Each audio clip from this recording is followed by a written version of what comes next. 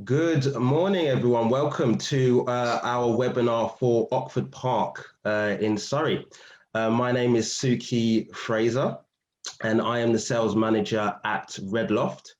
I am joined today by my colleague Joseph Rolls and Grant Wagner. Now, Red Loft are the selling agent that are acting on behalf of Southern to sell these, the first phase and the second phase, but today we are obviously discussing the first phase, which is the 9 apartments. So my colleague Joseph will go into that in more detail, and Grant is from the Mortgage Advice Bureau, so he can pick up any financial questions that you have. So if you pop any questions as we move along the webinar at the bottom, and any links for sort of registration, contact numbers will also be put down at the bottom in the chat group. Okay.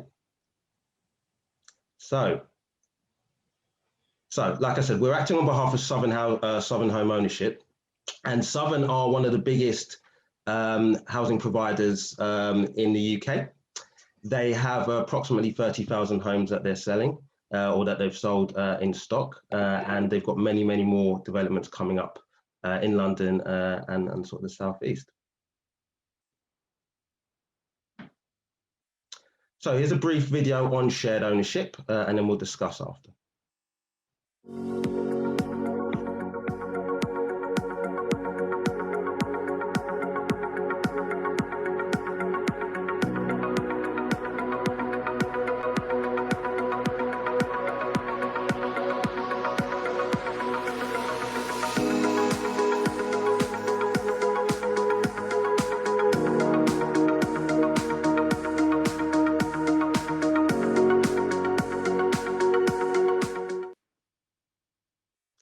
Okay, so this development is being sold through shared ownership, and basically what shared ownership is a scheme to help people who can't afford to buy on the private market. It's a really good scheme. It's been around for decades now, and for those of you that sort of don't know how it works, you basically purchase a shared property. In this case, it's a minimum of 35%, and you can purchase anything between 35 and 75% in the initial interim.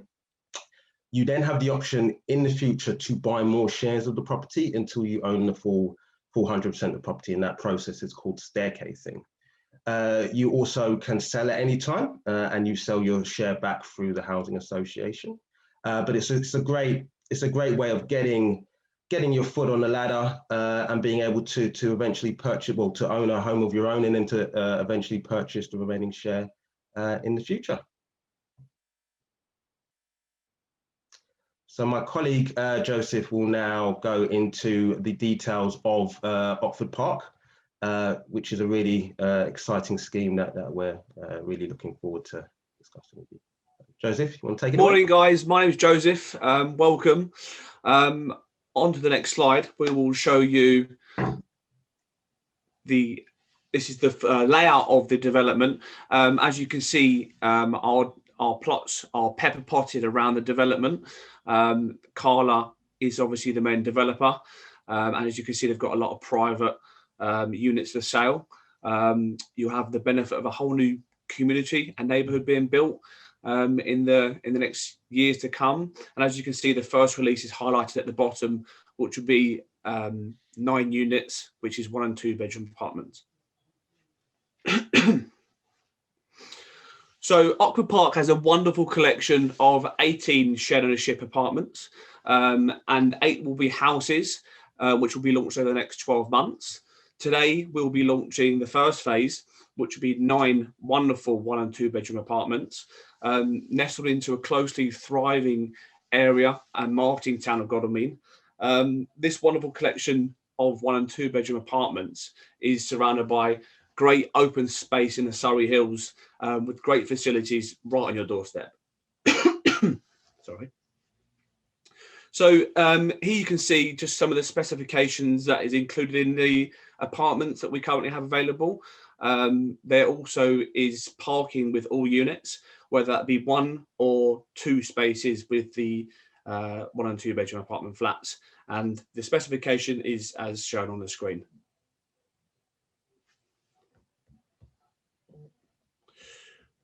So Ockford Park is it's a very historical town, which is situated in Godalming, which has a history of wool, leather, which dates back to the 17th century. So there's a lot of history that comes with the town. Great commuting with regards to getting to London or Portsmouth, either way. So it's 50 minutes to Waterloo, or it's 57 minutes to Portsmouth. So there's a lot of pepper potted restaurants, shops, bars, recreational areas, and wellness facilities in Godalming, which offers a peaceful living village environment with great, like I said, great commuting to either London or Guildford.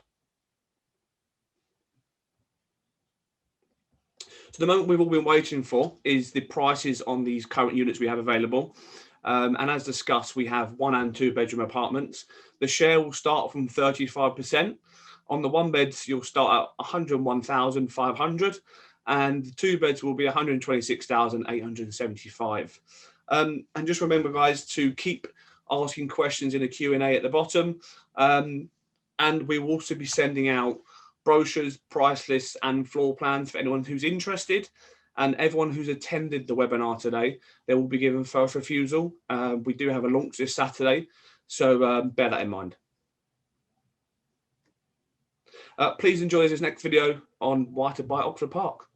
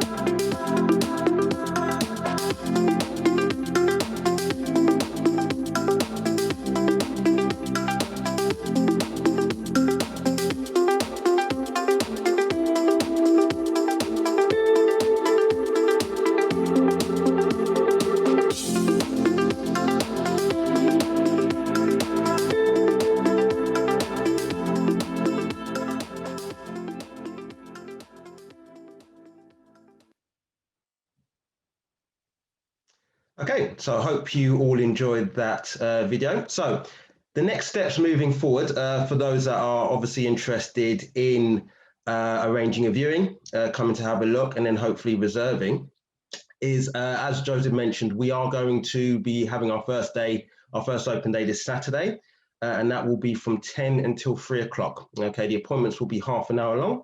And the best way to book an appointment would be straight through Southern's website. The links will be put at the bottom, so you can go straight in, book your appointment slot. You can also get in touch with us directly at Redloft, and you can contact us on 0207 539 3745. Again, the details should be put at the bottom. Once you've had obviously your viewing, if you do like what you see and then you want to go ahead and reserve, it is a £500 reservation fee, and that will hold the property for you. I must also note that at the moment, priority will go to local residents of Waverley and then the Greater Surrey region. So if you do fall outside of that area, we can still view for you, but you will be putting on a reserve waiting list rather than being offered a property straight away. So just please bear that in mind. Yeah. Okay, so I can see we've had a few questions raised, so we will have a look at those and pick up the question. Okay, so the first question is, why have you set the minimum share at 25% on this development? Okay, so the share is actually 35% in the first tranche. Sometimes there is flexibility. It all depends on how the development's being sold. If some people purchase a larger share and we have someone who's really, really keen, meets all the criteria, but can only afford maybe a 25 or 30% share, we can sort of pass that on to Southern and ask them to have a look at that. And sometimes they will approve at a lower share. 25% is generally the standard across the board for shared ownership. You can't purchase lower than that. Although sort of watch this space, because there is some new legislation that is coming about in the future where lower shares may be possible. So yeah, that answers that. Okay, so the next one was, when can you buy more shares in your property? Okay, so you can actually purchase more shares at any time in the future. There is no restriction. Back in the day, there used to be a restriction of 1 or 2 years, but now there is none. You can purchase anything between sort of 10%, although even that now is the legislation around that is being changed to minimum shares of even 1%. I think at the moment it will be 10% minimum on this, and then anything in terms of the remaining share in one go is possible.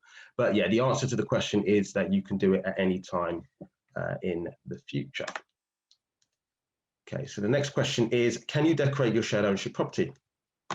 Answer to that is the first year of purchase, you will have a defect warranty period. Now that defect period will be from the day that the building is handed over to Southern. So that's when the clock ticks on that defect warranty period.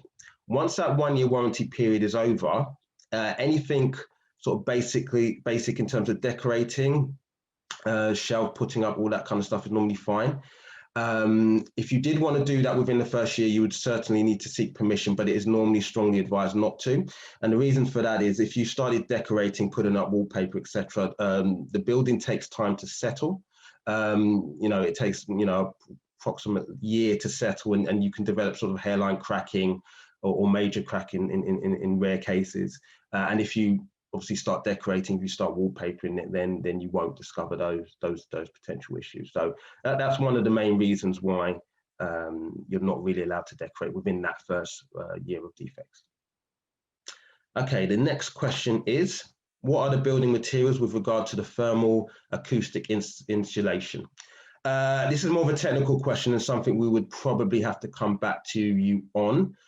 So if we can get my colleague Joseph's email put down at the bottom, if you can email that question directly to him, and he can then pick that up with you and advise you on the actual spec in terms of the acoustics and insulation. Okay, so next question is, how are the service charge calculated, and are they likely to change? So service charges are basically estimated in the first year. Approximate estimates will take into consideration the cost of maintaining the communal areas, so what it will cost to clean the communal areas on a weekly basis, landscaping, lighting, all of that kind of stuff. If there's a lift, I don't believe we have a lift in this block, Joseph. I don't think we do we? Sorry, I'm on mute. Sorry, I didn't realise that. No, there's no lift in the block. Yeah. So if there was a lift, it would cover lift maintenance and that kind of stuff. You also have a sort of long-term cyclical works program where every 5 years the communal areas are sort of retouched up, so repainted, carpets may be changed, and that kind of stuff. So in answer to the question, they do generally change per annum, but they are based on what has been spent the previous year. So they can fluctuate up, but they can also go down or remain the same. But it all depends on what has been spent the previous year in terms of cost. So the first few years, you wouldn't expect service charges to increase very much, because obviously everything is new, everything is fresh. But things like communal front doors as well can often can often break, and if you need to call out maintenance to attend to that regularly, then you might see an increase in that aspect of the service charge. Okay, so the next question is, would it be more relevant to see the homes in detail with descriptions rather than the surrounding, which can be easily found online? Do we, Joseph, I'm not sure if we have on the brochure any internal shots of the homes. Not internals as of yet. Will be taken next week, early next week. We'll have a video fly through and a virtual tour. So yeah, that will be done next week. So the best thing to do is to book in an appointment. Now, if you are unable to come down on Saturday, we can offer virtual tours as well. So we can do sort of live FaceTime tours. So again, get in contact with Joseph. If you can't get down on Saturday, then we can do a virtual tour for you, or we will obviously have future viewing dates as well, and maybe you can book in then. But my advice is always to come down and have a look to see obviously the internals, but a virtual tour can be offered as well. Okay, are there plans for 2 and 3 bedroom houses and when they are likely to be released? Yeah, so the next phase is due, I believe it's November, December time when they're going to be handed over. We will be launching those a few months in advance. There will be 2, are they 2 beds or 3 beds, Joseph? I can't quite remember. There'll be a selection of 2 and 3 bed houses. So they will be coming up. So the first 2 houses will be coming up at the end of the year. So you can obviously register your interest for those now, but we won't have much information until sort of autumn of this year. Okay, next question. I thought this new legislation was supposed to be in force now. So it's in force from anything, I believe, that has been funded from 2021 to 22. So anything that's been sort of developed or fit close to being completed would have had funding, from the last couple of years, and therefore the current or the previous legislation still applies. It's for more new developments that the new legislation will apply to. So unfortunately, this particular development does still fall under the old legislation. So that's why it doesn't apply on this. And the last question we have is, when will houses be available to reserve? So we are literally taking reservations from now, actually. So even before you view, you can actually reserve, but just bear in mind that you do need to meet the criteria. So you do need to be living in Waverley or in the Surrey region. If you don't, then we will just have to keep your application and wait, obviously, until we can cascade out. I believe the time period for that is 3 months.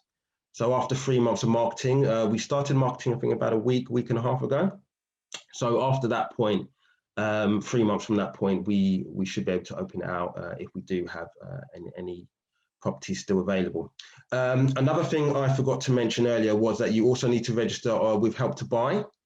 So Help to Buy are the agent for the Southeast region, and you can go onto Help to Buy website and just register with them there as well.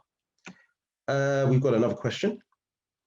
If they can be reserved, what are the prices? So the prices were on the slide, and they will be sent out to everyone that's attended the webinar. So you should get the brochure and the price list. But Joseph, if you can run off the full prices, because I think we only had the actual share prices available. So if you just want to recap on the full values. Yeah, no problem at all. So with regards to pricing, let me just pull up the prices here in front of me. So the 1 bed apartment will be starting at full market value for $290 on the ground floor. And then if we are looking at a 2 bed, you're looking at potentially 375, 362, 500 for the 2 beds. And like I said, the prices will be sent out to anyone that's interested in potentially seeing it. And then the price stays the same throughout. The second floor 1 beds are at $290, and then once again, second floor for 2 beds is $375. So very fairly priced apartments. Perfect. Just someone coming back on the new legislation. I mean, it is a shame. But as I said earlier, if you're able to maybe, if you come and view, do a financial assessment with Grant, and if you are only eligible at a 25% or 30% share, we can still look at that potentially. So don't be deterred. Obviously, if you're looking at something under 25%, then yes, we wouldn't be able to help in this occasion. But if you're looking more at a 25% share, then it is possible. So I wouldn't want to deter you from still coming to look. But the best thing to do is to do a financial assessment with Grant. So at least you know where you stand, not necessarily just for this development, but for any development in the future as well. Okay, we've got a last question is, do you have prices yet for the 2 and 3 bedroom houses? No, because we're not due to launch until the end of the year. We normally get a market valuation done 3 months, 2 to 3 months prior to launch. So we will probably have those, I would say, early autumn time. So just watch this space, but we will have them available before we actually go live with those developments. Okay, so we've got another question here. Please, can you give an indicative price for the 3 bedroom houses? Joseph, would you have an idea? I mean, this is our first development in this particular area. So in terms of the market, I wouldn't want to guess, just because it could be quite far off. Like I said, we would have to wait for a proper valuation prior to actually indicating any prices when they go to live with the market. But right now, I wouldn't have a clue. Yeah, I mean, if you want to put that question to Joseph directly, I'm sure he can.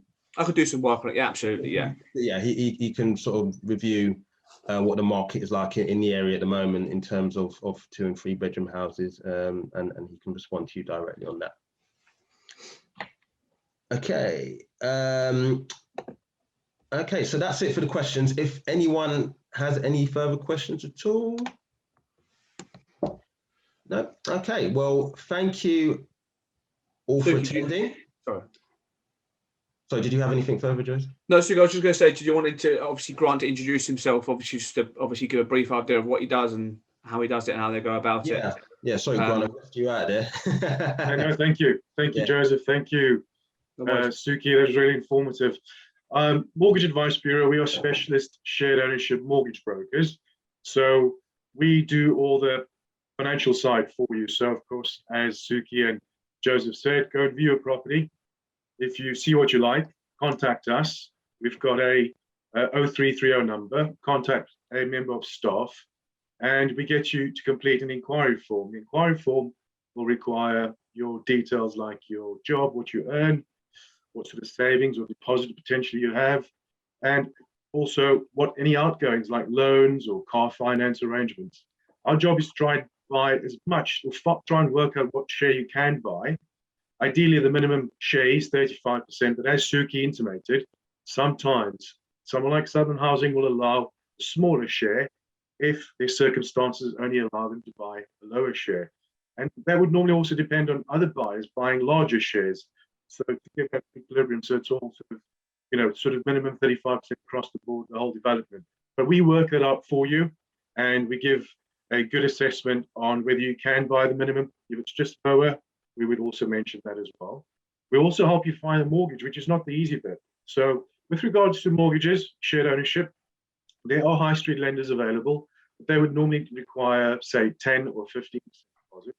We have access, sometimes exclusive access, to shared ownership lenders like building societies that won't normally offer these products to the general public. You have to use a specialist broker like ourselves, and they only require 5 or 10% deposit. So we do 2 things. We do the financial assessment, and we find you the best mortgage based on your circumstances.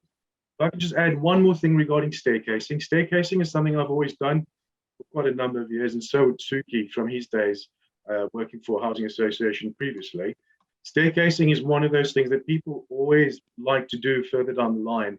And one of the main reasons why buying 1% or 2% extra share comes with costs involved, of course, legal costs. And the other thing is some mortgage lenders only allow minimum shares in percentages of 5 or 10 or 15%. So that's one of the reasons why, although there's legislation in place to allow you to buy, let's say, 1% share or a small percent of 10%, some lenders are not quite ready at this stage to offer products where there are smaller mortgage amounts. So that's one of the reasons why buying shares in different tranches. So let's say you buy 35% today, in 5 years' time you buy the remaining shares, you buy another 40%. That's more common what's likely to happen with shared ownership in staircase. Staircase being buying more shares as a spiral staircase. That's what's called staircase, and you buying up in your shares. But that's the reason why not many lenders allow small shares. There's not many products to choose from. Again, speak to a mortgage broker like ourselves. We can help you. We have access to all the lender products, and we can help things for you. Thank you very much, guys. Thanks, Grant. That was really, really informative. Okay, so just finishing up, with MAB and the service that they offer, we do strongly suggest that you use them throughout the process. You do need to use them, especially in the interim. We must have a financial assessment done on all applicants, so it is something that you would have to have done prior to reserving a particular unit. We've got a couple of more questions that have just come through, so I will answer those. Okay, so the next question is, why would the cracks appear in the first year? That says a lot about the workmanship. I think the service charges should be kept to a minimum and the quality of the building should be improved. With any kind of building, you have the potential for settlement cracks. It's just as a building settle, obviously, it's a piece of land that's never been built upon in a lot of cases, or in previous cases might have been built upon, but yeah, it's not a workmanship issue in most cases. It's just a basic construction matter, and obviously the way a building settles. Now, most contractors will have within that defect period allow a tolerance, so they may come at the end of the defect period and fill in any settlement cracks. It depends on normally how wide they are or how long they are. But it is something that can be raised at the end of the defect period and hopefully picked up at the end. And the service, in relation to the service charge point, service charges are there to obviously cover the cost of anything communal. And in most cases, because it's a new build development, you shouldn't see any kind of real increase in service charge in the first few years. But there is unexpected things that could happen. Obviously, if it's something that continues to break, then that obviously can be picked up by Southern and the contractor.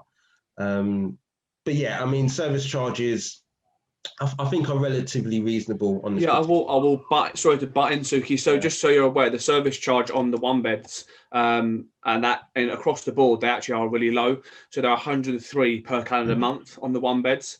And they go up to as much as 130 on the two beds. So across the board, the service charges are quite low. Yeah.